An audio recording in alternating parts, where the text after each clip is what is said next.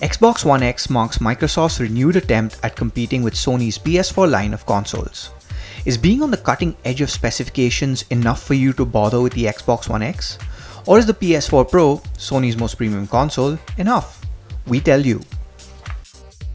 The PS4 Pro CPU is only around 31% faster than what it was on the PS4, while the GPU has 2.3x more power. Similarly, Xbox One X has a 31% hike in terms of CPU with a 4.6x spike in GPU performance. Does this mean games would be drastically better on the Xbox One X? Not necessarily.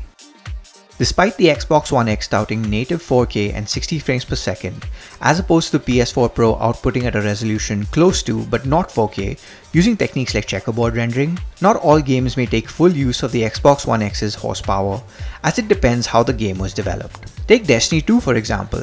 The game is 4K 30fps on the PS4 Pro, and at the time of this recording will probably be the same for the Xbox One X. The reason for this is the game is more intensive in terms of CPU requirements rather than the GPU due to the sheer number of things on screen at any given time, such as AI, physically simulated vehicles, characters and projectiles. Granted, Destiny 2 is being exclusively promoted by Sony, which could explain why 60fps may not be possible on the Xbox One X.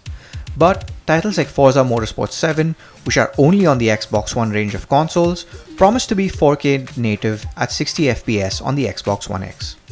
On the other hand, titles like Assassin's Creed Origins, which is on both platforms, seems to take advantage of the native 4K resolution on the Xbox One X, though it's too early to ascertain if it is at 60fps at the moment. The Xbox One X, unlike Microsoft's past Xbox One attempts, doesn't claim to have the widest lineup of exclusive games. Instead, the focus at E3 2017 was on the games that will be present on the PS4 Pro and Xbox One X, with the Xbox One X playing them better. So if you're expecting a new Halo or Gears of War for the Xbox One X, that won't be happening just yet. Although the company has stated that existing Xbox One games like Gears of War 4 will receive updates to take full advantage of the Xbox One X. Meanwhile, in the Sony camp, the PS4 Pro gets all the games the PS4 does. What this means is you get access to modern classics like Persona 5, Nier Automata, Yakuza 0, Horizon Zero Dawn, Uncharted 4, Ratchet & Clank, and PS4 exclusives that are yet to show up like God of War, The Last of Us Part 2, and Gran Turismo Sport, to name a few. The Xbox One X sports a $499 price tag versus the PS4's $399 price. In India, the PS4 Pro retails for 38,990 rupees. No price has been given for the Xbox One X in India just yet.